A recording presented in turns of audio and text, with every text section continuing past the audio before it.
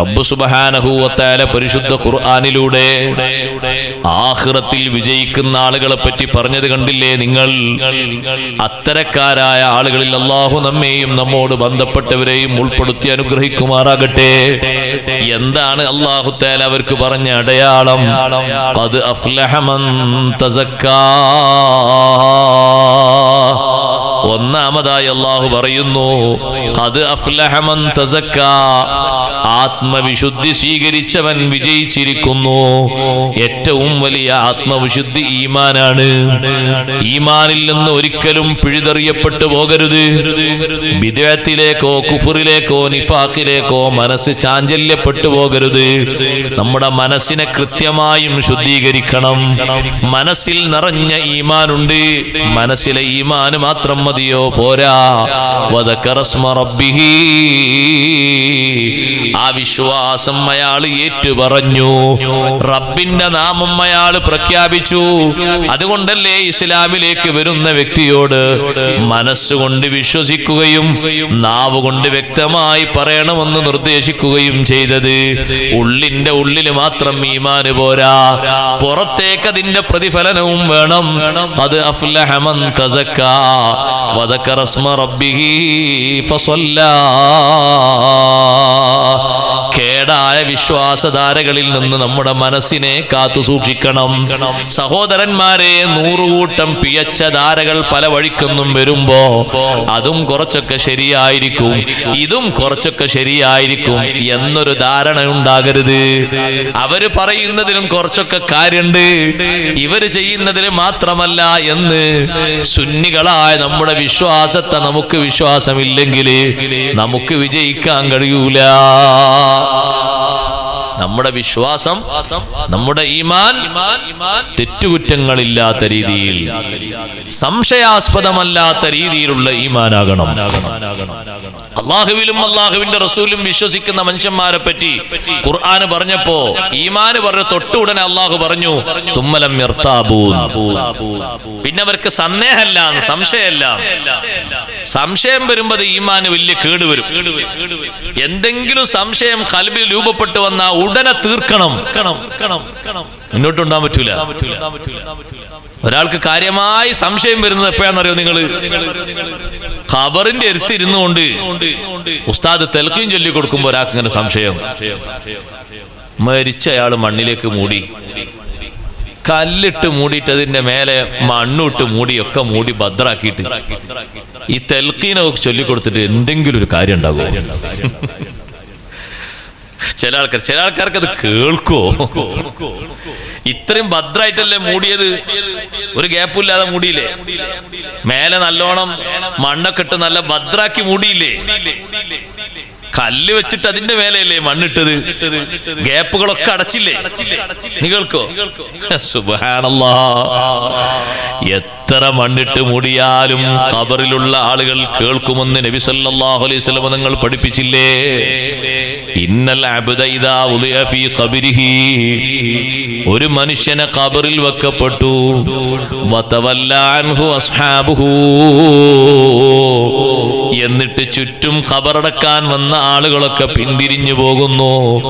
ഇന്നഹു ലയസ്മഉ ഖഫ്ഖ നിആലിഹിം, ആ പിന്തിരിഞ്ഞു പോകുന്ന ആളുകളുടെ ചെരുപ്പിന്റെ ശബ്ദം, ചെരുപ്പിങ്ങനെ ഓരോ ഭാഗവും മുന്നോട്ട് എടുത്തു വെക്കുമ്പോ കാലിലേക്കും മണ്ണിലേക്കും കൊട്ടുന്ന കൊട്ട് ആ ഖബറിന്റെ ഉള്ളിലുള്ള മനുഷ്യൻ കേൾക്കുമെന്ന് മുഹമ്മദുർ റസൂലുള്ളാഹി സ്വല്ലല്ലാഹു അലൈഹി വസല്ലം. സഹോദരങ്ങളെ, ചെരുപ്പടിന്റെ ശബ്ദം കേൾക്കുമെങ്കിൽ തൽഖീനും കേൾക്കും, ഖുർആനോത്തും കേൾക്കും, സലാമും കേൾക്കും, യാസീനും കേൾക്കും, എല്ലാം കേൾക്കും. കേൾക്കാത്ത ഒന്നുമില്ല. ഖബറിന്റെ ഉള്ളിലുള്ള ആളുമൊക്കെ കേൾക്കും. കേൾക്കുന്ന വിധത്തിലല്ലേ ഖബറാളികളോട് നബി സല്ലല്ലാഹു അലൈഹി വസല്ലം തങ്ങൾ സംസാരിച്ചത്? ഖബറാളികളോട് തങ്ങൾ സംസാരിച്ചില്ലേ? ബദർ യുദ്ധം കഴിഞ്ഞിട്ട് ബദറിൽ നിന്ന് പിന്തിരിഞ്ഞു പോരാ നേരത്ത് അടുത്ത് ഖലീബ് ബദറിൽ പൊട്ടക്കിണറിലേക്ക് വലിച്ചിറക്കപ്പെട്ട ആളുകളില്ലേ, ശത്രുക്കളുടെ ശരീരങ്ങൾ പൊട്ടക്കിണറിലല്ലേ അത് കുഴിച്ചു മൂടിയിരിക്കുന്നത്. അബൂജഹൽ, ഉത്ബ, ശൈബ തുടങ്ങിയ ആളുകള് അവരെ ഖബറിന്റെ അടുത്ത് പോയിട്ട് നബി സല്ലല്ലാഹു അലൈഹി വസല്ലം തങ്ങളെ ചോദ്യം, ഹൽ വജത്തും മാ വഅദ റബ്ബുക്കും ഹഖാ, നിങ്ങളെ റബ്ബ് നിങ്ങൾക്ക് വാഗ്ദാനം ചെയ്തത് സത്യമായി നിങ്ങൾ അനുഭവിച്ചോ? നിങ്ങളോട് വിശ്വസിച്ചില്ലെങ്കിൽ ശിക്ഷ വരുമെന്ന് പറഞ്ഞില്ലേ? ദുന്യാവിലും ശിക്ഷ ഉണ്ട്, ആഖിറത്തിലും ശിക്ഷ ഉണ്ട് എന്ന് പറഞ്ഞിട്ടില്ലേ? ഈ ലോകത്ത് മാത്രമല്ല പരലോകത്ത് കഠിന ശിക്ഷയുണ്ട്. ലഹും അദാബുൻ ഫിൽ ഹയാത്തി ദുനിയാ വഫിൽ ആഖിറ. വിശ്വസിക്കാത്തവർക്ക് ദുനിയാവിലും ശിക്ഷയുണ്ട്, ആഖിറത്തിലും ശിക്ഷയുണ്ട്. ആഖിറത്തിലെ ശിക്ഷ ദുനിയാവിലേക്കാളും കടുപ്പമാണ് എന്ന് അല്ലാഹു പറഞ്ഞത് നിങ്ങൾ അനുഭവിച്ചോ? ഞങ്ങളോട് അല്ലാഹു തആല വാഗ്ദാനം ചെയ്തത് ഞങ്ങൾക്ക് കിട്ടിക്കഴിഞ്ഞു. ഞങ്ങളോട് എന്തായിരുന്നു അല്ലാഹു പറഞ്ഞത്? നിങ്ങളെ സഹായിക്കുമെന്നാണ് അല്ലാഹു ഞങ്ങളോട് പറഞ്ഞത്. നല്ല സഹായം ഞങ്ങൾക്ക് കിട്ടി. ഞങ്ങളെ കൂട്ടത്തിൽ ചെരുപ്പ് ധരിക്കാതെ വന്ന ആളുകളുണ്ട്, അവർക്ക് ചെരുപ്പ് കിട്ടി. വാഹനമില്ലാതെ വന്നവർക്ക് വാഹനം കിട്ടി. വസ്ത്രങ്ങളില്ലാതെ വന്നവർക്ക് വസ്ത്രം കിട്ടി. ഇഷ്ടം പോലെ അല്ലാഹു സഹായിച്ചു. കുറച്ചൊന്നുമല്ല അല്ലാഹു ഞങ്ങളെ സഹായിച്ചത്, ധാരാളം സഹായം നൽകി. നിങ്ങൾക്ക് കിട്ടാനുള്ളത് കിട്ടിയോ? അങ്ങനെ ചോദ്യം പുറത്തുനിന്ന് ചോദിക്കുമ്പോ സ്വാഭാവികമായിട്ട് സംശയം വരൂലേ? എന്താണ് ഉള്ളിലുള്ള ആൾക്കാരൊന്നും പറയാത്തത്? ആ സംശയം തീർക്കാനാണ് ഉമർ റളിയല്ലാഹു അൻഹു ഇടപെട്ടത്. ഉമർ റളിയല്ലാഹു അൻഹു ചോദിച്ചു, നബിയേ അതുകല്ലിമു അജ്സാദൻ ലാ അർവാഹ ഫിഹാ, ആത്മാക്കളില്ലാത്ത ശരീരങ്ങളോടാണോ തങ്ങൾ സംസാരിക്കുന്നത്? ഈ കിണറ്റുള്ളതൊക്കെ മൃതശരീരങ്ങളല്ലേ, അവർക്ക് റൂഹില്ലല്ലോ. റൂഹില്ലാത്ത ആ ശരീരങ്ങൾ കേൾക്കുമോ നബിയെ? റൂഹ് പിടിച്ച് അസ്രായേൽ കൊണ്ടുപോയില്ലേ? അസ്രായേൽ കൊണ്ടുപോയില്ലേ സഹോദരങ്ങളെ റൂഹൊക്കെ? ഈ മരിച്ചിട്ട് നമ്മൾ ഖബർ കൊണ്ടുപോയി കൊടുക്കുന്ന ആൾക്കാർ ആളെ റൂഹും അസ്രായേൽ നേരത്തെ കൊണ്ടുപോയില്ലേ? അല്ല വീട്ടിന്റെ ഒരു ഭാഗത്ത് വെച്ചിട്ടുണ്ടോ? വീട്ടിന്റെ ഒരു ഭാഗത്ത് വെച്ചിട്ടുണ്ടോ? ഇല്ല. പക്ഷെ ആ ഖബറാളി കേൾക്കുവോ? കേൾക്കാതെ. റൂഹുകളില്ലാത്ത ശരീരങ്ങളോടല്ലേ സംസാരിക്കുന്നതെന്ന് ചോദിച്ചപ്പോ നബി സല്ലല്ലാഹു അലൈഹി വസല്ലം തങ്ങൾ പറഞ്ഞു, ഉമറേ മാ അൻത ബിഅസ്മഅ മിൻഹും, അവരെ അത്ര നിങ്ങൾ കേൾക്കൂല. ഞാൻ സംസാരിക്കുന്നതൊക്കെ നിങ്ങൾ ഇവിടുന്ന് കേൾക്കുന്നില്ലേ? പക്ഷെ നിങ്ങളെക്കാൾ അധികമുള്ള കേൾവി അവർക്ക് അല്ലാഹു നൽകിയിട്ടുണ്ട്. അവരെവിടെ ഉള്ളത്? മണ്ണിന്റെ അടിയിലാ. എത്രയോ ആയത്തിലാണ് അവരുള്ളത്. അവരെക്കാൾ കൂടുതൽ കേൾവി നിങ്ങൾക്കില്ല. പിന്നെ തോന്നുകയാണ് അവർ കേൾക്കുന്നില്ല എന്നല്ലേ? കാരണം മറുപടി ഒന്നും ഇല്ലാത്തത് കൊണ്ട് നബി സല്ലല്ലാഹു അലൈഹി വസല്ലം നിങ്ങൾ പറഞ്ഞു, ഗൈറ അന്നഹും ലാ യസ്തതിഊന അൻ യറുദ്ദു അലയ്യ ശൈആ, എന്നോട് തിരിച്ചു മറുപടി പറയാനുള്ള കഴിവ് അവർക്കില്ല. ആരും മറുപടി പറയില്ല എന്നാണോ? അങ്ങനല്ല, ഇവർക്ക് ആ കഴിവില്ല. ചോദിച്ചിട്ട് ഉത്തരം കിട്ടിയിട്ടുണ്ടോ? ഖബറിലുള്ള ആളോട് ചോദിച്ചിട്ട് പുറത്തേക്ക് മറുപടി കിട്ടിയിട്ടുണ്ടോ? ഉണ്ട്. അതുകൊണ്ടല്ലേ സയ്യിദുനാ അബൂബക്കർ സിദ്ദീഖ് റളിയല്ലാഹു അൻഹുവിന്റെ ജനാസ നിസ്കാരം മദീന പള്ളിയിൽ നിന്ന് സ്വഹാബത്ത് നിർവഹിച്ച് നേരെ അവിടുത്തെ ശരീരം ഖബർ ഷരീഫിന്റെ അടുത്ത് ഹുജ്റത്തു ഷരീഫയുടെ വാതിലിന്റെ അടുത്ത് കൊണ്ടുപോയി വെച്ചിട്ട് സ്വഹാബത്ത് പറഞ്ഞില്ലേ, അബൂബക്കറിൻ ബിൽബാബി യാ റസൂലല്ലാഹ്, അല്ലാഹുവിന്റെ റസൂലേ, അബൂബക്കർ സിദ്ദീഖ് തങ്ങളാണ് വാതിൽക്കലുള്ളത്, എന്താ ചെയ്യേണ്ടത്? തങ്ങൾ പറഞ്ഞു തരണം, ഞങ്ങൾ എന്താ ചെയ്യേണ്ടത്? തങ്ങളുടെ ചാരത്ത് തന്നെ കടത്തണോ, അതല്ല ജന്നത്തുൽ ബഖീയിലേക്ക് നീക്കണോ? അതാണ് ചോദ്യം. ചോദ്യത്തിന് ഉത്തരം വന്നോ? ഉടനെ തന്നെ ഉത്തരം വന്നു, അദ്ഖിലുൽ ഹബീബ ഇലൽ ഹബീബ്, എന്റെ പ്രിയപ്പെട്ട അബൂബക്കർ സിദ്ദീഖ് തങ്ങളെ എന്നിലേക്ക് ചേർത്തി കടത്തൂ. ലമ്മുൽ ഹബീബ ഇലൽ ഹബീബ്, എന്റെ സ്നേഹിതനായ സിദ്ദീഖ് തങ്ങളെ എന്നിലേക്ക് ചേർത്തി കടത്തൂ. സ്വഹാബത്തിന്റെ ചോദ്യത്തിന് ഉത്തരം കിട്ടിപ്പോയി. സഹോദരന്മാരെ, കേൾക്കുമോ? കേൾക്കും. ഉത്തരം പറയുമോ? ഉത്തരം പറയേണ്ടവര് പറയും. ഒരു സംശയവും ആ വിഷയത്തിൽ വേണ്ട. 100 കൂട്ടം തെളിവുകളല്ലേ മഹാന്മാർ ഉദ്ധരിച്ചത്. പിന്നെന്തിനാ ഉസ്താദെ തൽഖീന് ചൊല്ലിക്കൊടുക്കുന്നത്? അതൊരു ഓർമ്മപ്പെടുത്തലാണ്. അല്ലാഹു ഖുർആനിൽ പറഞ്ഞില്ലേ, ഫദക്കിർ ഫഇന്ന ദിക്റാ തൻഫഉൽ മുഅ്മിനീൻ. ഓർമ്മപ്പെടുത്തി കൊടുക്കണം, അത് വിശ്വാസികൾക്ക് ഫലം ചെയ്യും. അങ്ങനെ ചുറ്റുഭാഗത്തും ആളുകൾ കൂടി നിന്നിട്ട് ഒന്ന് ഓർമ്മപ്പെടുത്തി കൊടുക്കാതെ അവർ ചുറ്റുഭാഗത്തും നിന്നാൽ തന്നെ മറുപടി പറയാൻ കിട്ടുന്നാണ് ബഹുമാനപ്പെട്ട അംർ ബിൻ ആസ് റളിയല്ലാഹു അൻഹു പറഞ്ഞത്. അംർ ബിൻ ആസ് റളിയല്ലാഹു അൻഹുവിന് മരണം ആസന്നമായപ്പോ ചുറ്റും കൂടി നിൽക്കുന്ന സ്വഹാബിമാരുണ്ട്, മക്കളുണ്ട്, പേരക്കുട്ടികളുണ്ട്. എല്ലാവരോടും പറഞ്ഞു, ഇമാം മുസ്ലിം റഹ്മഹുല്ലാഹ് റിപ്പോർട്ട് ചെയ്ത ഹദീസ്, എല്ലാവരോടും പറഞ്ഞു, ഞാൻ മരിച്ചു കഴിഞ്ഞാൽ നിങ്ങൾ എന്നെ കുളിപ്പിച്ച് നിസ്കരിച്ചിട്ട് നേരെ ഖബറിൽ കൊണ്ടുപോയി വെക്കും. വശന്നു അലയ്യ തുറാബ ശന്നാ, എന്റെ മേല് നിങ്ങൾ മണ്ണ് വാരിയിടും. അങ്ങനെ എന്റെ ഖബറൊക്കെ നിങ്ങൾ പൂർത്തിയാക്കിയാൽ പെട്ടെന്ന് നിങ്ങൾ പോയേക്കരുത്. അഖീമൂ ഹൗല ഖബരി, എന്റെ ഖബറിന്റെ ചുറ്റും നിങ്ങൾ നിൽക്കണം. എത്ര നേരം നിൽക്കണമെന്നാണ് ആ സ്വഹാബി പറഞ്ഞത്? മിസ്റിൽ ഭരണം നടത്തിയ വലിയ മഹാനുഭാവനാണ് അംർ ബിൻ ആസ് റളിയല്ലാഹു അൻഹു. നബി സല്ലല്ലാഹു അലൈഹി വസല്ലമ തങ്ങൾക്ക് പല കാര്യത്തിലും വലിയ ഉപകാരം ചെയ്ത വലിയ സ്വഹാബി വര്യനാണ്. അവരാ പറയുന്നത്, എന്റെ ഖബറിന്റെ ചുറ്റും നിങ്ങൾ നിൽക്കണം. ഹദ്റമാതുൻ ഹറു ജസൂറുൻ വയുഖ്സമു ലഹ്മുഹാ, ഒട്ടകത്തിന്റെ മാംസം അറുത്ത് അത് കഷ്ണം കഷ്ണങ്ങളായി വീതം വെച്ച് ജനങ്ങളിലേക്ക് കൊടുക്കുന്ന അത്രയും നേരം എന്റെ ഖബറിന്റെ ചുറ്റുഭാഗത്തും നിങ്ങൾ നിൽക്കണം. ഏകദേശം ഇപ്പൊ സംവിധാനങ്ങളൊക്കെ കൂടുതൽ വന്നതുകൊണ്ട് ഒരമുക്കാ മണിക്കൂറൂന്ന് കൂട്ടിക്കോളൂ. ഒരു 4-5 ആളുകൾ ഒരുമിച്ച് പെട്ടെന്ന് പണിയെടുത്താൽ അത്ര സമയം വന്നേക്കും. അത് കഷ്ണങ്ങളാക്കി വീതം വെച്ച് ജനങ്ങൾക്ക് വീതിക്കുന്ന അത്രയും ടൈം എന്റെ ഖബറിന്റെ ചുറ്റും നിങ്ങളൊന്ന് നിൽക്കണം, പെട്ടെന്ന് പോകരുത്. അപ്പൊ ഏതായാലും ഖബറിലേക്ക് ഒരാളെ വെച്ച് പെട്ടെന്ന് ഇങ്ങനെ പോരാന്നുള്ളത് ഇസ്ലാമിക ശൈലിയല്ല എന്ന് മനസ്സിലായി. അവിടെ കുറച്ചു നേരം നിൽക്കണം. നിൽക്കുന്ന ആൾ ഇസ്തിഗ്ഫാർ ചെയ്തതിന് കുഴപ്പമുണ്ടോ? യാസീൻ സൂറത്തതിന് കുഴപ്പമുണ്ടോ? നല്ലതല്ലേ ഖുർആൻ ഓതുന്നത്? ഖുർആൻ ഓതുന്നിടത്ത് റഹ്മത്ത് ഇറങ്ങൂലേ? ഖുർആൻ ഓതുന്നിടത്ത് ബർക്കത്ത് ഇറങ്ങൂലേ? ദിക്ർ ചൊല്ലുന്നിടത്ത് റഹ്മത്ത് ഇറങ്ങൂലേ? ചൊല്ലിക്കോട്ടെ, യാസീൻ ഓതിക്കോട്ടെ, ഫാത്തിഹ ഓതിക്കോട്ടെ. ഏറ്റവും നല്ലതല്ലേ അത്? ഏറ്റവും നല്ല കലാം ഏതാ? ഖൈറുൽ കലാമി കലാമുല്ലാഹ്. ഏറ്റവും നല്ല കലാം അല്ലാഹുവിന്റെ കലാമാണ്. ഏറ്റവും നല്ല ദിക്ർ ലാ ഇലാഹ ഇല്ലല്ലാഹ് എന്ന ദിക്റാണ്. തഹ്ലീൽ നാൾ തഹ്ലീലിക്കോട്ടെ, ഖുർആൻ ഓതുന്ന ആൾ ഓതിക്കോട്ടെ, തടയാൻ പോകേണ്ട ആവശ്യമില്ല.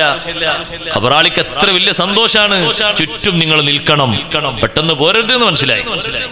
അപ്പൊ പെട്ടെന്ന് ഒരാളെങ്ങനെ മണ്ണിലേക്ക് വെച്ച് റെഡിയാക്കിയിട്ട് നീ തിരിച്ചു പോക, അത് ഇസ്ലാമികമായ ശൈലിയല്ല. നിങ്ങൾ ചുറ്റും നിൽക്കണം. എന്തിനാ നിൽക്കുന്നത്? ഇത്രയും നേരം നിൽക്കുന്നത് എന്തിനാണ്? ഒന്നാമതായി പറഞ്ഞു, അസ്തനിസബിക്കും, നിങ്ങൾ അവിടെ നിൽക്കുമ്പോ എനിക്കൊരു നേരം പോക്ക് കിട്ടാനാ. ഒറ്റക്കല്ലേ സഹോദരാ ബാപ്പ കിടക്കുന്നത്, ഒറ്റക്കല്ലേ ഉമ്മ കിടക്കുന്നത്. ഇന്നലെ വരെ ഉമ്മാന്റെ അടുത്ത് ആളുണ്ട്, ബാപ്പാന്റെ അടുത്ത് ആളുണ്ട്, കൂട്ടുകാരന്റെ അടുത്ത് കൂട്ടുകാരനുണ്ട്, ഭാര്യയുടെ അടുത്ത് ഭർത്താവുണ്ട്, ഭർത്താവിന്റെ അടുത്ത് ഭാര്യയുണ്ട്, മക്കളടുത്ത് ബാപ്പയും ഉമ്മയും ഉണ്ട്. ഇന്നോ അവര് ഒറ്റക്കാണ്. അവർക്കൊരു നേരം പോക്കിന് വേണ്ടി മുഅ്മിനീങ്ങൾ നിന്നു കൊടുക്കണം. ഹത്താ അസ്തനിസബിക്കും, നിങ്ങൾ ചുറ്റും നിൽക്കുമ്പോൾ എനിക്കൊരു നേരം പോക്ക് കിട്ടാനാണ്.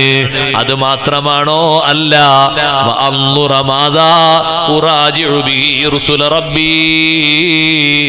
എന്റെ റബ്ബിന്റെ ദൂതന്മാരായ മലക്കുകൾ വരുമ്പോ എന്ത് മറുപടി പറയണമെന്ന് ഞാൻ ആലോചിക്കാനും നിങ്ങൾ ചുറ്റും നിൽക്കണം. നിങ്ങൾ നിൽക്കുമ്പോ തന്നെ എനിക്ക് ആലോചന കിട്ടും, എനിക്ക് മറുപടി കിട്ടും.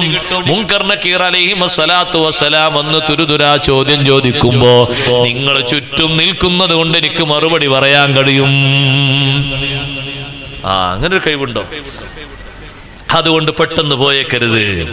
അപ്പൊ ഒന്ന് ഓർമ്മപ്പെടുത്തി കൊടുത്താൽ അത് കൂടുതൽ ഫലപ്രദമാണ്, ഉപകാരമാണ്. അത് പാരമ്പര്യാടിസ്ഥാനത്തിൽ യഥാർത്ഥ വിശ്വാസമാണ്, അതിലൊരു കുഴപ്പമില്ല. ഒരു സംശയത്തിന്റെ ഒരു ഭാഗം വരാൻ പാടില്ല. ഇന്നിപ്പോ ആളുകൾക്ക് ഇൽമു കുറഞ്ഞത് കൊണ്ട് ആണിനും പെണ്ണിനും ഒക്കെ സംശയങ്ങൾ ഏറി വരിക, പല ഭാഗങ്ങളിലും സംശയങ്ങൾ ഏറി വരാൻ. അള്ളാഹു നമ്മളെ കാത്തിരിക്കട്ടെ. സംശയമുള്ള ഈമാനാകരുത്. അങ്ങനെ ആകുമ്പോ ആ ഈമാൻ ഇങ്ങനെ അങ്ങോട്ടും ഇങ്ങോട്ടും ഇളകിക്കിടക്കുക ചെയ്യുക. നല്ല ഉറച്ച ഈമാനാകണം, ഒരു സംശയവും പാടില്ല. വിശ്വാസ രംഗത്ത് ഒരു സംശയവും പാടില്ല. റിഫായി ശൈഖ് റളിയല്ലാഹുവിനെ വിളിക്കുമ്പോ സംശയം തോന്നുന്നുണ്ടോ? ഒരു സംശയവും വേണ്ട. മുഹ്യിദ്ദീൻ ശൈഖ് തങ്ങളെ വിളിക്കുമ്പോ സംശയം തോന്നുന്നുണ്ടോ? ഒരു സംശയവും വേണ്ട. മഹാന്മാരല്ലേ വിളിച്ചു കാണിച്ചത്. പണ്ഡിതന്മാരെ കൂട്ടത്തിൽ വലിയൊരു പണ്ഡിതനല്ലേ ഇമാമുൽ ആദം അബൂ ഹനീഫ റളിയല്ലാഹു തആല അൻഹു അല്ലേ മുത്തുനബി തങ്ങളെ വിളിച്ചത്? യാ സയ്യിദസ് സാദാതി ജിതുക ഖാസിദാ അർജൂ റിളാക വഹതമി ബിഹിമാക. എത്ര വിളിയാണ് അവര് വിളിച്ചത്! നേതാക്കളിൽ നേതാവായ നബിയേ, അങ്ങയുടെ കാവൽ ഞാൻ ആഗ്രഹിക്കുന്നു.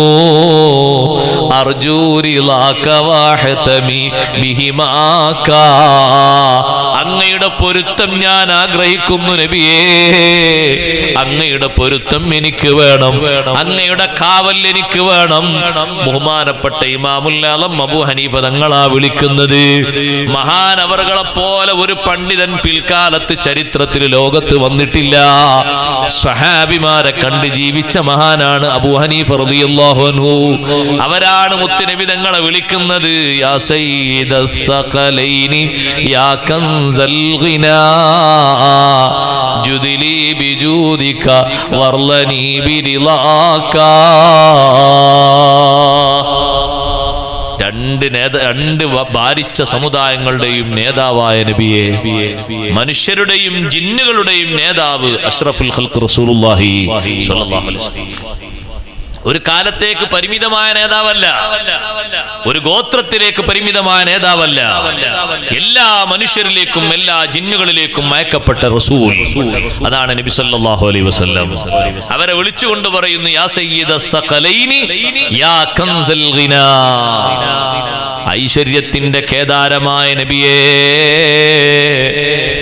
തങ്ങൾ എന്നെ അനുഗ്രഹിക്കണം, അവിടുത്തെ തൃപ്തി എനിക്ക് തരണം നബിയേ. ഇന്നി ഫഖീറുൻ ഫിൽ വറാലി ഗിനാക. അബൂ ഹനീഫ റളിയല്ലാഹു അൻഹു വിളിച്ചെങ്കിൽ നമുക്കെന്താ വിളിക്കുന്നതിന് കുഴപ്പം? ഒരൊറ്റ ചിന്ത അങ്ങനെ മതി. എത്ര വലിയ പണ്ഡിതനാണ് അബൂ ഹനീഫ റളിയല്ലാഹു അൻഹു. അവര് വിളിച്ചില്ലേ ഏറ്റവും വലിയ നേതാവായ മുഹമ്മദുർ റസൂലുള്ളാഹി സ്വല്ലല്ലാഹു അലൈഹി വസല്ലം തങ്ങളെ വിളിച്ചില്ലേ? ഇനി എന്തിനാ സംശയം? മഹാന്മാരെ വിളിക്കുന്നതിന് എന്തിനാ സംശയം? ഒരു സംശയവും വേണ്ട. തായോട്ടുള്ള മഹാന്മാരൊക്കെ വിളിച്ചില്ലേ? എല്ലാരും വിളിച്ചു. സഹോദരങ്ങളെ, നിങ്ങൾ മരുഭൂമിയിൽ യാത്ര ചെയ്തവരുണ്ടോ? ഇതിൽ ഉണ്ടാകും, പലരും ഉണ്ടാകും പ്രവാസികള്. മരുഭൂമിയിൽ ഒരാൾ ഒറ്റപ്പെട്ടു പോയാലുള്ള കഥ എന്തായിരിക്കും? കാരണം കടയില്ല, റോട്ടും അറിയില്ല, ആരും അറിയില്ല, ഒന്നും തിരിച്ചറിയില്ല. കയ്യിലെങ്ങാനും ഭക്ഷണവും മറ്റും ഇല്ലെങ്കിൽ കുറച്ചുകൂടി കഴിഞ്ഞാല് കെലിമ എല്ലിട്ടൊരു ഭാഗത്ത് ചുരുണ്ട് കിടക്കേണ്ടി വരും. മരുഭൂമിയിലെ ഗതി എങ്ങനെയാണ്? ആ മരുഭൂമിയിലൂടെ യാത്ര ചെയ്തുകൊണ്ടിരിക്കുന്നു ഇമാം നബവി റളിയല്ലാഹു അൻഹു അടക്കമുള്ള ഒരു കൂട്ടം ആളുകൾ. ഇമാം നബവി റളിയല്ലാഹു അൻഹു വലിയ പണ്ഡിതനല്ലേ, വലിയ മഹാനുഭാവനല്ലേ? ഇമാം നബവി റളിയല്ലാഹു അൻഹുവിന്റെ പാണ്ഡിത്യത്തിൽ ലോകത്തിൽ ആർക്കെങ്കിലും തർക്കണ്ട? ഇമാം നബവി റളിയല്ലാഹു അൻഹു പറയുന്നു, ഞങ്ങളൊരു കൂട്ടം ആൾക്കാർ യാത്ര ചെയ്യാണ്, വഴി തെറ്റിപ്പോയി. ആരുടെ വഴി വയ്ക്കുക? ഇന്നത്തെ ടവർ നോക്കേണ്ട ഉപകരണങ്ങളൊന്നും അന്നില്ല. എങ്ങോട്ടാണ് റൂട്ട് അടിച്ചു നോക്കേണ്ട മാർഗങ്ങളൊന്നും അന്നില്ല. പക്ഷെ ഇന്നത്തെക്കാളും വലിയ മാർഗം അന്നുണ്ട്. ഇമാം നബവി റളിയല്ലാഹു അൻഹു പറയാണ്, അഷ്റഫുൽ ഖൽഖ് സ്വല്ലല്ലാഹു അലൈഹി വസല്ലം നിങ്ങൾ പഠിപ്പിച്ചിട്ടുണ്ടല്ലോ, ഏതെങ്കിലും ഒരു മരുഭൂമിയിലോ ഒറ്റപ്പെട്ട സ്ഥലത്തോ നിങ്ങൾ എത്തിയിട്ട് വഴിതെറ്റുകയോ ഏതെങ്കിലും രൂപത്തിലുള്ള ഭയപ്പാട് വരികയോ ചെയ്താൽ വിളിച്ചേക്കണം, യാ ഇബാദല്ലാഹ് ദുല്ലൂനി അല ത്വരീഖ്. നീ ഒരു മഹാനെ മാത്രം വിളിച്ചു എന്നുള്ളവർക്ക് തെളിവ് പറയണ്ട. ലോകത്തുള്ള എല്ലാ മഹാന്മാരും ഒരുമിച്ചാണ് വിളിക്കുന്നത്. വിളി കുറച്ച് കട്ടി കൂടിക്കോട്ടെ. യാ ഇബാദല്ലാഹ്, അള്ളാഹുവിന്റെ ഇഷ്ടദാസന്മാരായ മഹാന്മാരെ. അതിൽ മലക്കുകൾ പെട്ടു, അമ്പിയാക്കൾ പെട്ടു, ഔലിയാക്കൾ പെട്ടു, ജീവിച്ചിരിക്കുന്ന ഔലിയാക്കളും അല്ലാത്ത ഔലിയാക്കളും പെട്ടു. യാ ഇബാദല്ലാഹ് ദുല്ലൂനി അലത്വരീഖ്, വഴി കാണിച്ചു തരണേ, ഞങ്ങൾ വഴിതെറ്റിപ്പോയിട്ടുണ്ട്, വഴി കാണിച്ചു തരണേ. ഇതും വിളിച്ചിട്ട് ഞങ്ങൾ അങ്ങനെ നടന്നു. എത്തേണ്ട സ്ഥലത്ത് ഞങ്ങൾ എത്തി. എത്തേണ്ട സ്ഥലത്ത് ഞങ്ങൾ എത്തി. ഒരു തെറ്റിലും തെറ്റിയിട്ടില്ല. ഇമാം നബി റളിയല്ലാഹു അൻഹു പറയുന്നു, അവരാ വിഷയം കൊണ്ട് അമല് ചെയ്തവരാ. പിന്നെ നമുക്ക് ആ സന്ദേഹം റിഫായി ശൈഖ് റളിയല്ലാഹുവിനെ വിളിക്കുന്നതിലും മുഹ്യിദ്ദീൻ ശൈഖ് റളിയല്ലാഹുവിനെ വിളിക്കുന്നതിലും ഒരു സംശയവും വേണ്ട. അത് ഈമാനികമായിട്ട് ഏറ്റവും നല്ല കാര്യമാണ്. ഒരു കുഴപ്പത്തിനില്ല, ഒരു പ്രശ്നവും അതിനില്ല. അതിലേതെങ്കിലും തരത്തിലുള്ള ഒരു ശിർക്കിന്റെ ചെറിയൊരു ലാഞ്ചനയുണ്ടെങ്കിൽ, ഒരു വാസനയുണ്ടെങ്കിൽ മഹാന്മാരത് ചെയ്യൂല. ശുദ്ധമായ തൗഹീദാണ് സഹോദരങ്ങളെ. അത് മഹാന്മാരൊക്കെ മഹാന്മാരാ രൂപത്തിൽ വിളിച്ചിട്ടുണ്ട്, സഹായം ചോദിച്ചിട്ടുണ്ട്, സഹായം കിട്ടിയിട്ടുണ്ട്. അതുകൊണ്ട് ഈമാനിൽ ഒരു സന്ദേഹം പാടില്ല.